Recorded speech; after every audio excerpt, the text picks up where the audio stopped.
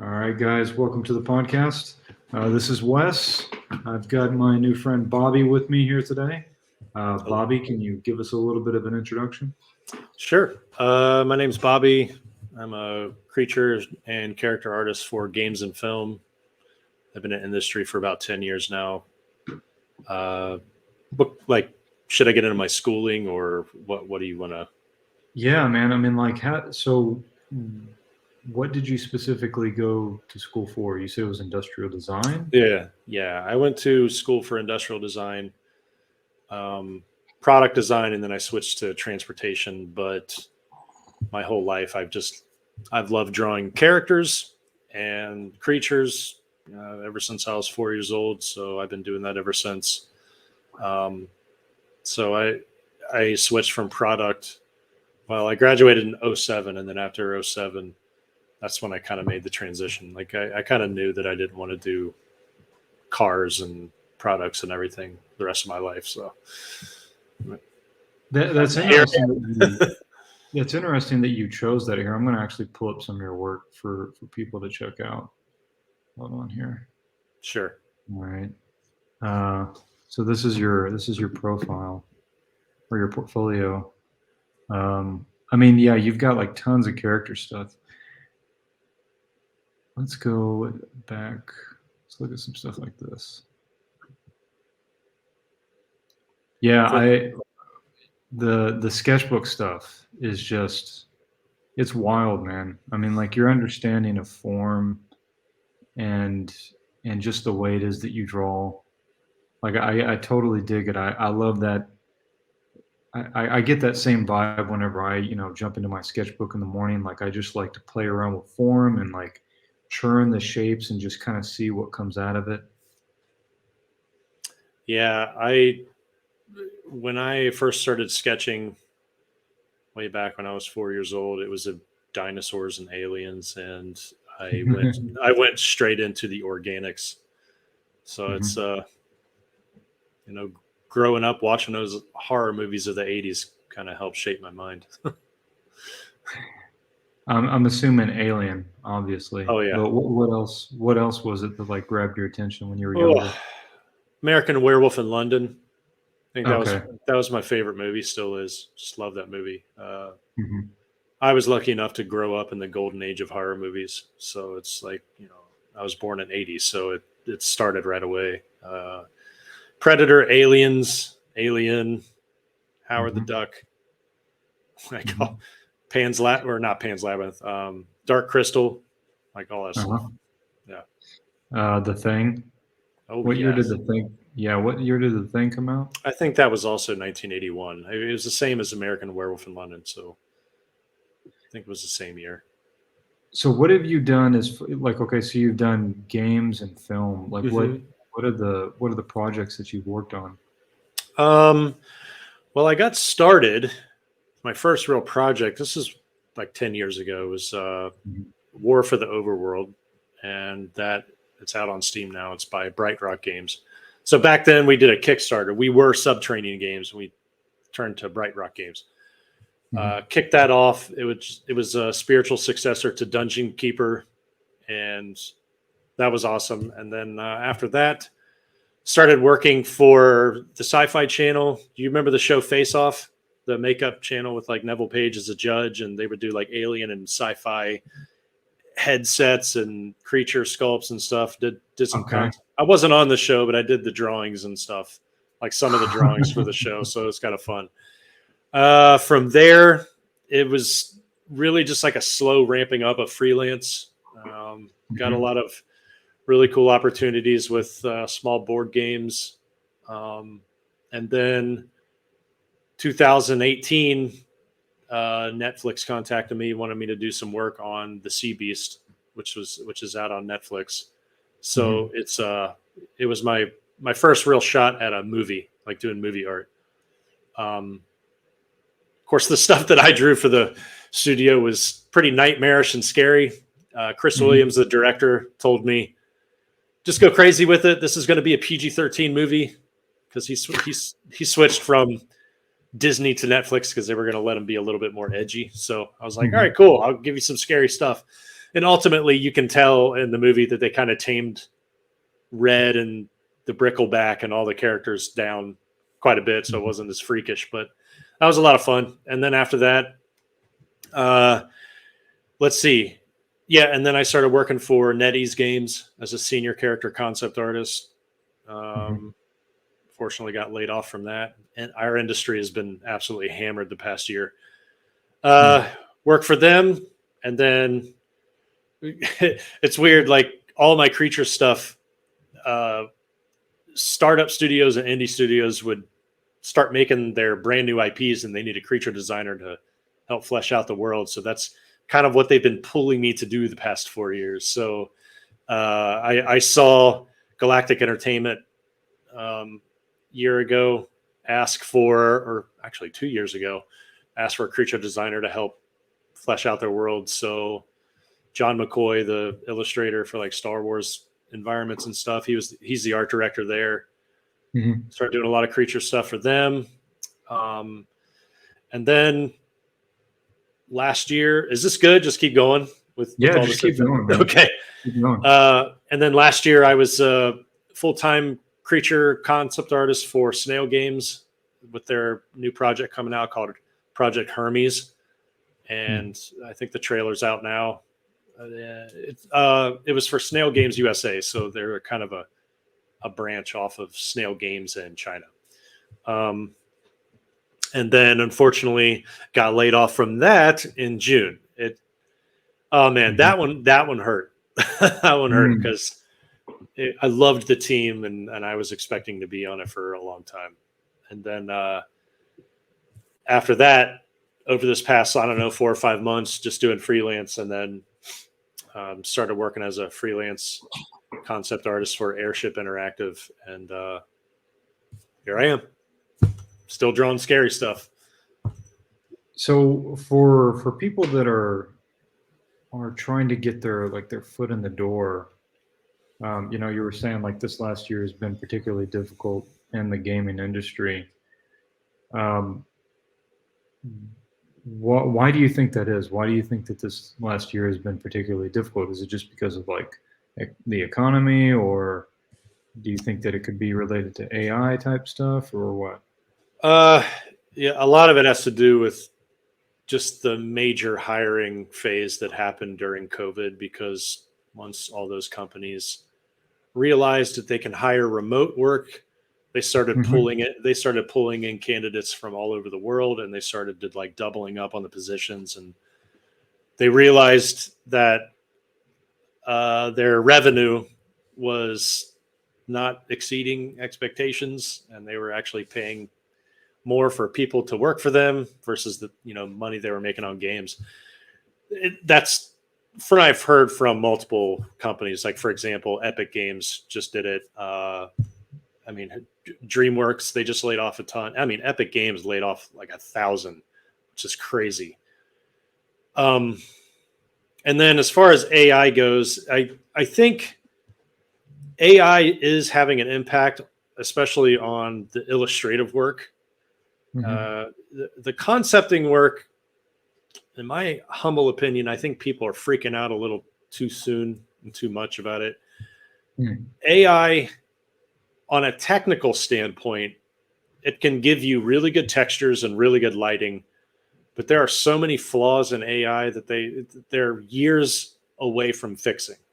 Like for example, creatures. Like you type in a creature in Midjourney, they give you the same type of skin, the same type of hands and feet. They don't give you anything original, really. They just kind of give you a hodgepodge of stuff. And the other thing is, and rightfully so, like a lot of it's stealing art. Like it's stealing a lot of people's hard. So much so that when Adobe came out with their in-program AI function, some very well-known illustrators and concept artists caught their paintings being put into Photoshop so that people can train the AI to paint like that artist. And it's like, come on, folks. So And there are a lot of companies that have been adopting the AI pipeline. Like, for example, Snail Games did. Mhm. And we were using AI as ethically as possible. When Mhm. what that means is we weren't copying and pasting entire images and putting it into our game. Mhm. We would ask the Mid-Journey prompt to give us a specific texture. It's like, Mhm. give us this grassy texture with worms coming out of it and dragon scales and hair at the same time. Then we would do stuff like that. Okay. And then we would have to still paint over 99% of it and still give it our own take. Because honestly, it's, when photo bashing first came out, everybody Mhm. freaked out about photo bashing. It's the exact same Yeah. thing. It's the same thing, only you're Mhm. not taking somebody's photograph, you're taking their painting. So it's like, what group of people are going to get the most angry about that? So you really have to be careful, because I know Blizzard Entertainment adopted the AI into their pipeline. Um, and several big time artists actually got caught using AI for box art. It's just, Mm. that's a big no. So I could go on for hours about AI, but I'm not going to do it. Yeah, it's pretty interesting because it came out of the middle of nowhere, and then now it's just everywhere. Like, I mean, you even see it on ArtStation. You see people, doing a bunch of like character design bundles and then selling them on the marketplace, and you're like, how is this legal? Like, what is this weird loophole that Yeah, you can sell a bunch of stuff that's cribbed from somebody else's work as a bundle? yeah. Okay. It That part sucks. It really, really sucks. Yeah, so if you're somebody who's like coming up right now and you're looking at the concept art field as like as something to get into, what is your take on getting into this field now? Do you think that um, you just need to be aware of like the AI stuff and you need to be diverse? Like, Uh, well, I, like I it, was, like I know you do. I know you talk to a lot of like beginning artists and stuff like that on your YouTube channel. So like, what do you tell people? well, I don't say anything about AI because it's irrelevant. I think Hmm. you're not going to get a job as a concept artist in this industry if you think AI is going to do the work for you. It just can't. Art directors are going to see it in 10 seconds. So Hmm. there are probably four or five things I would say to get right off the bat in order to get a job. One, you have to know what you love to do. And I know it's kind of broad, so I'll try to bring it together. A lot of times artists will want to do everything. They'll want to do Hmm. environments, they'll want to do props, characters, vehicles, all that stuff. And to put it quite bluntly, they suck at all of them because they never focused on one area to get good at that thing. So when you buckle down, and there's going to be varying opinions between hiring managers and studios about having a niche versus being a generalist. And Hmm. if you're going to have a niche, it allows you to focus and be really good at that one thing instead of being a watered down version of somebody else that's better than you at that. So like with Hmm. me, I obsessed about creatures to the point where now I'm one of the go-to people in industry to do like cosmic horror and scary stuff and weird stuff. Um, Hmm. so, but that's not to say that aspiring concept artists can't be generalists. No, it's that, and this is something that Wyeth Johnson at Epic Games always said. He said, if you're going to be a generalist, make sure that the quality is equal in all facets of your portfolio. So it's really good to have one skill that you absolutely love. It's also good to have a secondary skill that you're also good at. So, for example, for me, I really like props. I Hmm. don't really show a lot of props in my stuff because my focus is creatures. But when I'm Hmm. on the job, I have to do weapons with it. I have to do helmets and armor and Hmm. whatever else they're holding. So I would say, niche down, get very good at one thing. And then the second thing I would do is have at least one industry professional that can help mentor you. Because a lot of times aspiring concept artists will just kind of wing it, and they'll just go with the flow thinking the next day will be better. The next day will be better. It's impossible for us to judge our own work. So we need somebody with fresh eyes to look at our stuff and go, no, that is not good. I did that. Hori Adochu, who's the art director, well, he was the art director at 343. I forget the studio. I keep forgetting the studio he is at now. He was at ArenaNet for like 7 years. He was my mentor for like the past 4 years, telling me, no, Bobby, the trees you're painting in your environments look awful. Stop that. So you need that other opinion. And also I would say that when you're asking for critique, this is kind of a side thing, so it's not one of the 5 that I'm going to mention. Stop asking people to tear you apart. It's like, that's so annoying because it doesn't help. You need opinions from 1, maybe 2 artists that are working in the industry that have the exact job that you want to get, because they can give you the most straightforward and honest answers to whether or not you could do their job. It's as simple as that. So like, let's say, for instance, somebody listening right now wants to work for the Coalition because you really like Gears of War. Okay. When you open your portfolio, does the stuff in your portfolio look like Gears of War? If it does not, they're going to say no in 10 seconds. That's it. And, I think a lot of concept artists are going to need some tough love when they hear this, and I've witnessed this in person. So when a recruiter and HR department email the art directors a list of portfolios to choose from to narrow down their candidacy, we'll go to lunch and they'll bring their tablet or their cell phone. So first of all, their portfolio isn't even viewable mobile, which is like a red flag. Two, while they're eating, they'll look at their tablet and they'll kind of surf through the first 3 images and they'll go, no, this person sucks. Done. Seriously, because like the position that I got for character and creature concept artist at Snail Games, my art director, Andrew Swihart, said that there was over 700 applicants. Okay, so out of 700 people, imagine getting that email list.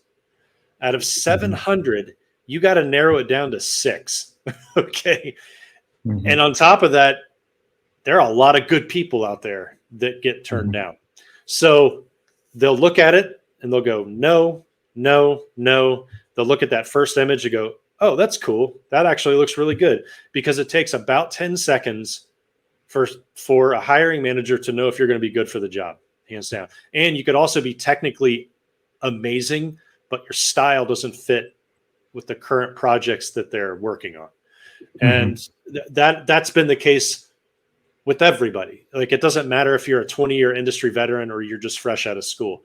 There are a lot of veterans out there that don't get jobs at certain studios because their work doesn't reflect what the current stuff is in their studio.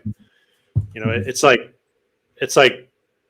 getting hired at CD Projekt Red and your stuff does not look like Red Dead Redemption, or something. So, the third thing I would say is, and this is something that Horia told me, man, this really hit home.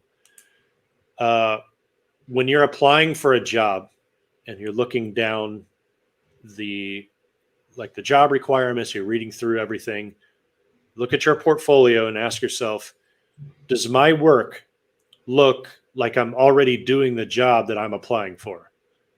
Because what that does is you're telling the studio that you can already do the stuff that they're going to ask you to do if they were to move you forward in the interviewing process. Because when you move forward in the interviewing process, you're pretty much the top candidate other than maybe one person. They rarely Like if you get asked for a second interview, that's a really good sign. That means it's like you're the top two. It's very rarely three or more. But seriously, just ask yourself, you don't have to hit every single thing in the list. And I know that one of the most intimidating things when people are looking for jobs, in the description, it says, need to have at least one ship title, need to have 3 to 5 years experience. Okay, so I'm going to tell you flat out, like the 3 to 5 years experience thing is just there to scare people. Seriously, it just weeds people out that might not be able to handle the job, because there's a lot of times when you're looking at somebody's work that has like 9-10 years of experience and it doesn't look like they are that good. And then there are people that are fresh out of school that are already sketching like a senior concept artist. So it all boils down to the work. That's why when art directors and even HR department, because actually I forgot to mention this. When you send your work in online, the hiring managers don't see the work yet. It's HR department. So the HR department is screened to say yes or no based on your work, because your resume and your cover letter aren't even read yet. They don't care. They only care about the work. So if they look at, because even though they're in HR, they don't necessarily paint or draw as much as everybody in the studio. They know what the studio is looking for, so that when they move somebody forward, like, hey, look at these candidates, it's going to be a home run within that group. It's the same thing with recruiters, like an in-house recruiter. You know, they're going to compile a list of artists they feel are going to be great for that job, because 9 times out of 10 out of that list, one of them actually is going to be chosen. They're rarely going to keep the position open for further use. Like a lot of times too, if a new position opens up, it's opened up in-house first. And then if nobody in-house wants that job or can do that job specifically, then they'll post it online. So it's, you know, let's see, that I covered 3 things now. 4. Okay. You know what? I think the 3 are like the major things, because I could probably go on major tangents with so many other things in portfolios. I would say for the 4th one, it doesn't matter how many pieces or pages are in your portfolio. It really does not. And I know that's a question that gets asked so many times, and you hear so many different answers to it. It boils down to just having really solid pieces. Okay, so are you familiar with the concept artist Elliot Lilly? Do you know who Elliot Lilly is? So Elliot Lilly, I think it's Eliott, Elliot Lilly. I think that's how he spells it. So Elliot Lilly, he's at a new studio now. He specializes in, they're like weapons and all that stuff. He gave an interesting, I would say, rule. Him and Bobby Chu kind of are in the same boat on this. He gave an interesting rule on how many pieces to put in your portfolio and of how many pieces for each subject. So I'm actually going to use this. There's a magical number 5 used in a lot of different portfolios. So like, say, for example, you're sending a studio your work on weapons, characters, and props. So if you have 5 examples of weapons, 5 examples of characters, and 5 examples of props, that'll give you 15 really nice pieces in your portfolio. But you have to make sure that all of them equal in quality. So like, anybody can do a really, really solid, awesome one piece, but that's just like a fluke. If you do 2, it is it's like, okay, that's kind of cool, but it's just a coincidence.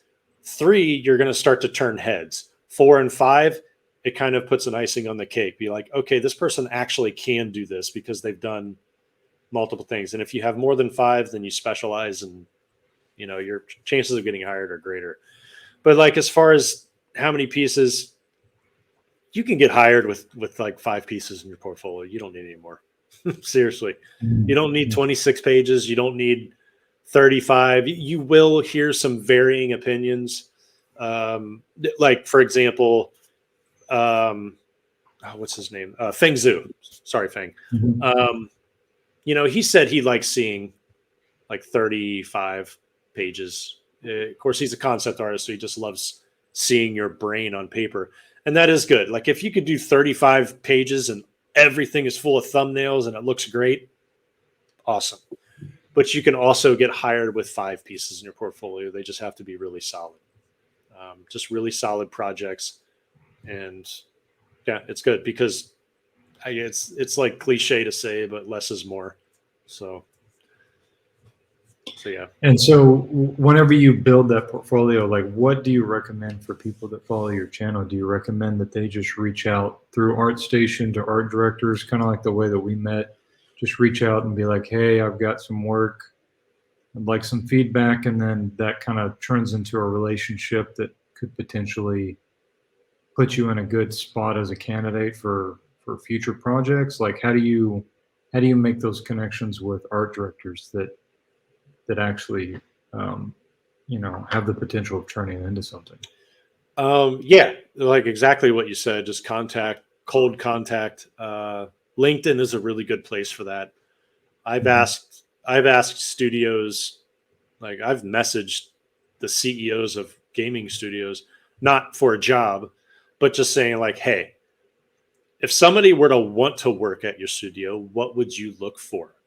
And usually the CEO will then forward your question and your links or whatever to the art director, and then the art director will give you feedback.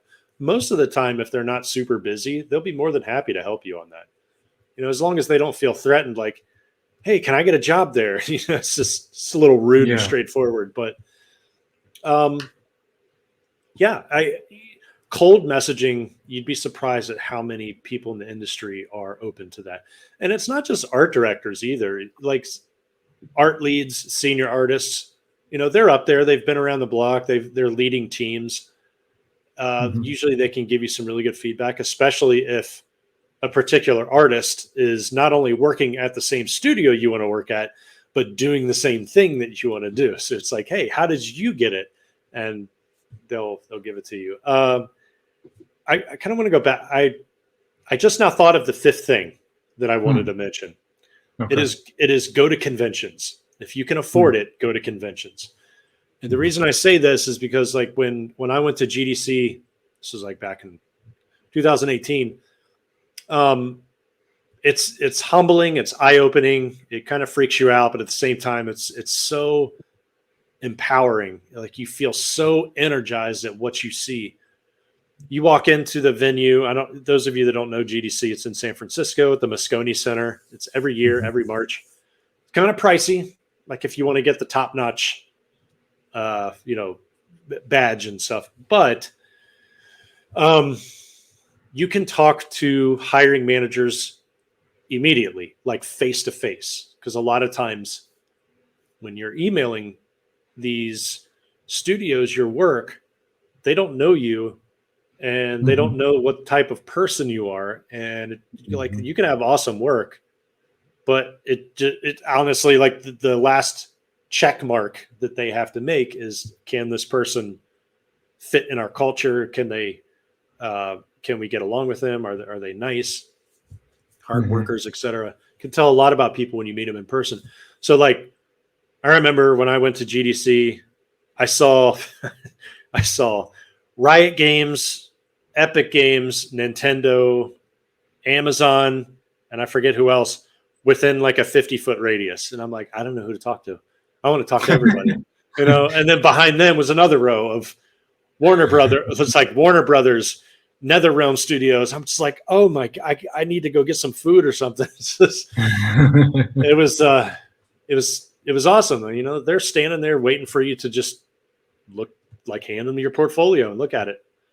Um, and like once you do that, bring business cards, make connections. A lot of times you will get full time work from one of those, or at least get a lot of interviews when you get back home. So it's a lot of fun. there's no guarantee of being hired, but like your chances are greatly increased. So yeah, that was the fifth thing. Okay, now I feel better. Yeah, that's a lot, and it's all very useful.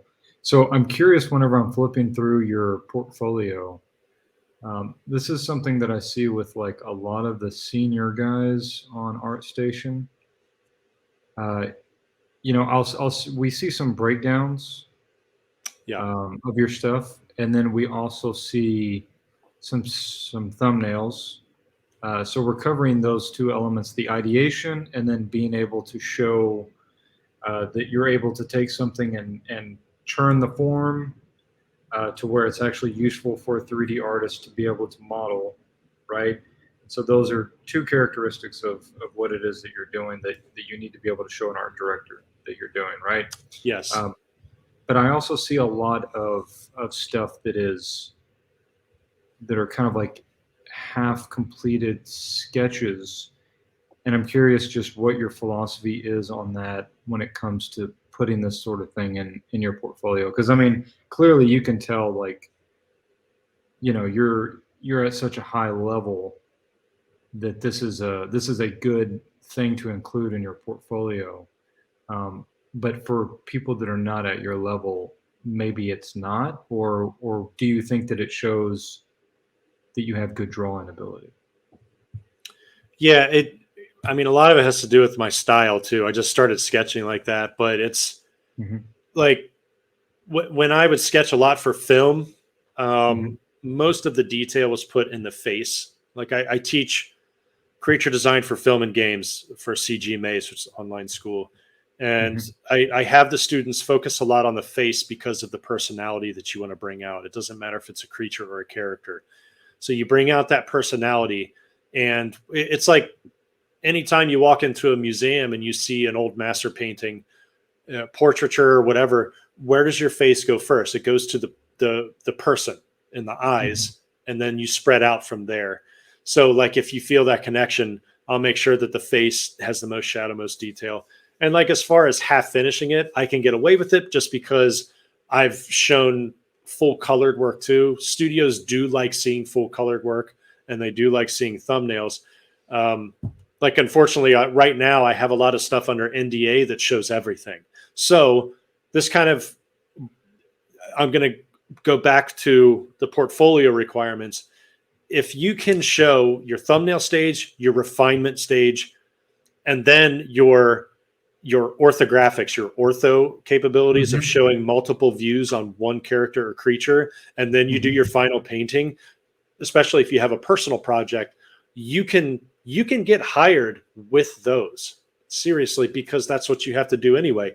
And there, when you get hired, especially as a senior artist, they're not gonna hold your hand, Yeah. or else you'll just get fired. Like it's Hmm. I hate to be that harsh, but when you get hired as a senior artist, you'll have like a couple days um, to kind of learn the system and learn all that, and then all of a sudden there you are, reference gathering, and then collect or doing really quick ideation thumbnails, numbering them off, and then the art director shows it. Sorry. And then after that, you take one of those ideas and then you refine it, splash some color on it, and then you do like more detailed stuff. Um, Studios don't really care if you draw digitally or traditionally. I'm a traditionalist at heart.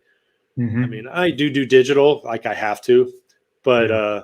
you know, you could be an artist like Stephen Oakley, and he does all the God of War stuff, like all the Hmm. creatures there. I mean, he still draws traditionally, and he'll just paint over that. I have some lessons on how to do that actually on my YouTube channel. So, Yeah, but yeah, that's something that I just recently bookmarked on yours because like I'm a big traditionalist too, and like that was the other thing that drew me to your stuff is like I love just having just the pencil, and then like we were talking about earlier, sculpting the form and pulling things out, and that's what makes your drawings just like they're just so fun to look at because you can tell you're really digging the process of what you're doing.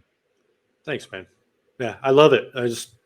I couldn't imagine not drawing. I mean, there's some days where I don't draw in a sketchbook Mhm. just because like I'm just swamped with time. But yeah, just pencil to paper. It's very therapeutic.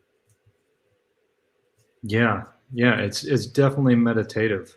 Even though you look at something like this and maybe some people would not. Yeah, yeah. I mean, so let me ask you that. Like, what is like? I love dark stuff as well, but I'm curious what your philosophy is on it because I've also seen on your YouTube channel sometimes people will leave comments that kind of uh, push at that, but you always seem to have like a pretty measured response as far as like. I I had somebody. It was like what, a couple weeks ago. But I kept the comment up. Yeah, Um, I think I know if what you you're talking if about. the one about depression, like if you don't want to be depressed, you need to stop drawing scary stuff. Yeah, yeah, I'm just like, dude, I'm the happiest I've been in like my whole life because I'm drawing scary stuff. So yeah. but yeah, like as far as that, I was always drawn towards dark fantasy. I think Mhm, it has a lot to do with what I grew up with and what I was watching. Um, mhm. like I said, like in the 80s, early 90s, all those really awesome horror movies, and it shaped me. And I don't know, I just kind of resonate with that, especially cosmic horror. I love it, Lovecraft, and Yeah, all that. I mean, the Thing, like you mentioned before the podcast started, like heck yeah, yeah. yeah. The Thing is like definitely one of my top 5 Oh, films of all time. it's a beautiful film. Yeah, John Carpenter, man, like he had some real hits, like almost back to back. You know, he had Precinct 13, Halloween, They Live, and The Thing. Yeah, You know, just like they live, man. This It's the best fight scene ever between yeah. Roddy Piper and yeah, uh, the fight that never ends. Yeah, it's like 30 minutes long or Yeah, something. Cool, man. Well, I appreciate you hanging out and chatting with me and us taking a look at your work. I'm going to include the link to your YouTube channel and all your social media stuff in the description box for those that are interested in taking a class with you or awesome. just checking out your work. And thanks for everybody who took the chance to watch this. And thanks, guys. Take it easy.